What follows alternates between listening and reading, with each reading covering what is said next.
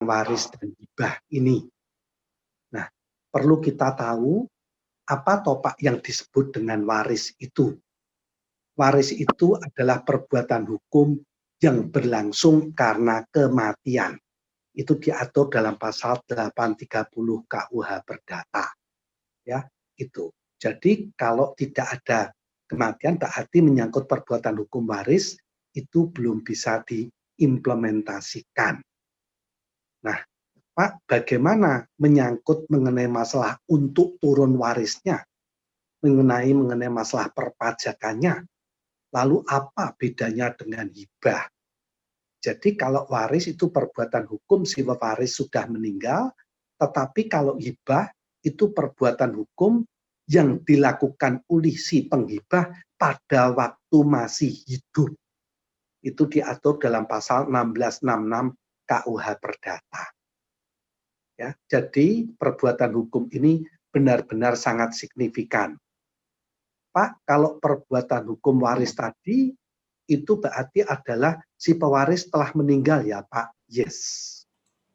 Lalu apa Pak yang menjadi objek warisan yang harus diterima oleh si ahli waris? Objeknya itu adalah semua objek barang tidak bergerak dan barang bergerak.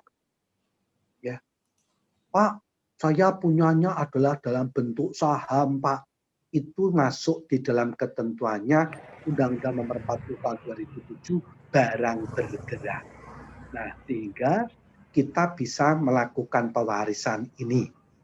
Nah, bagaimana Pak kalau menyangkut mengenai masalah objeknya untuk objek warisan tersebut?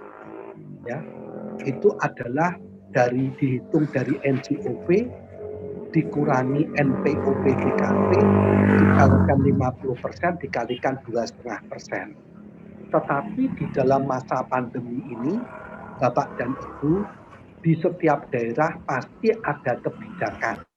Contoh di Jogja, itu adalah dari NJOP dipotong terlebih dahulu 75%. Nah, Pak, bagaimana dengan hibah? Hibah sama, selama itu yang dihibahkan adalah semua objek tidak bergerak dan itu diberikan kepada ahli waris yang 1 derajat. Pak, berarti tadi Pak Budi mengatakan hibah itu pada waktu saat dia masih hidup, berarti boleh diberikan kepada siapa saja ya Pak?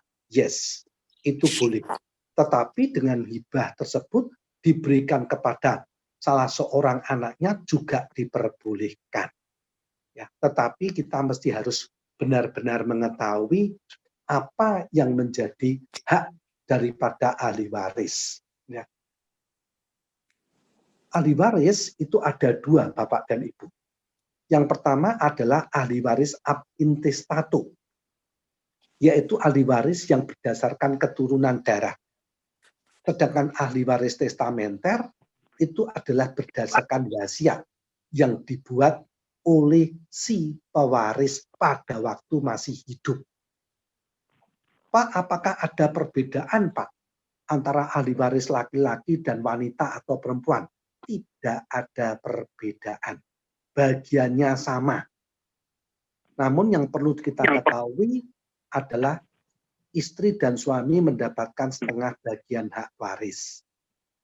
Nah, hal tersebut selama tidak adanya perjanjian kawin yang dibuat sebelum pernikahan itu ada. Contoh, si A sama si B menikah tanggal 10 Januari tahun 2021. Tapi sebelum mereka menikah, dia membuat suatu perjanjian kawin yang intinya adalah pisah harta sama sekali. Boleh nggak Pak? Boleh. Tetapi hal tersebut selalu saya sampaikan kepada Bapak dan Ibu, terutama Bapak Ibu yang sudah sepuh, yang sudah memiliki anak, yang sudah memiliki cucu, kita harus hati-hati karena perjanjian kawin ini selalu ujung-ujungnya divorce. Ya, kenapa? Karena terjadilah arogansi di dalam kehidupan. Jadi kita harus tahu maknanya apa toh pernikahan itu. Sehingga posisinya benar-benar you must be commit. in your life. Jadi kita harus komitmen di dalam hidup kita. Ya. Pak, berarti kalau mereka terjadi harta persatuan secara bulat, berarti hak istri setengah, hak suami setengah ya Pak? Yes. Sehingga surat keterangan waris itu akan dikeluarkan oleh pejabat umum, yaitu notaris, khususnya untuk WNI keturunan Tionghoa ya, atau WNI keturunan yang lain. Tetapi untuk yang pribumi itu kewenangan ada pada lurah dan camat. Berdasarkan Stadat 1933 nomor 75, Yungto 1936 nomor 607. Pak, apakah yang pribumi pun juga bisa menghadap kepada notaris? Boleh, diperbolehkan ya. Sekarang dengan ada peraturan keputusan Mahkamah Agung sudah diperkenankan. Nah, apa toh Pak di dalam kehidupan ini yang selalu membuat konflik? Ya, ini benar-benar kita harus mengerti Bapak dan Ibu, sehingga di dalam hal kita hidup harus sejahtera. Karena orang sejahtera beserta dengan orang kaya itu berbeda. Orang kaya dia nggak bisa tidur, itu nggak bisa sejahtera. Orang sejahtera itu selalu mengandung unsur happy. Ya, jadi Bapak dan Ibu harus happy di dalam kehidupan ini. Apa toh Pak yang membuat konflik di dalam kehidupan ini?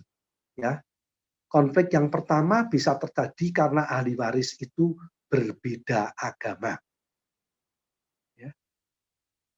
Yang kedua, karena perbedaan penafsiran tentang harta bersama. Perbedaan antara anak angkat dengan ahli waris. Anak kandung karena adanya hibah pada salah satu anak kandung. Jadi seolah-olah anak kandung ini benar-benar yang sangat dicintai. Anak kandung yang lain tidak dicintai. Nah, ini artinya apa? Terjadi suatu konflik di dalam rumah tangga. Ya, ini kita mesti harus mengerti untuk bagaimana cara menanggulangi hal tersebut, terutama yang menyangkut sumber konflik di dalam kita berkeluarga. Ya, ini benar-benar kita mesti mengerti di dalam pola hidup itu semuanya adalah UUD. Apa itu Bapak dan Ibu UUD? Ada yang tahu UUD? Ujung-ujungnya duit. Istilah hibah dan waris adalah istilah hukum yang sering didengar oleh kita semua, tetapi juga sering diartikan yang sama oleh kita semua.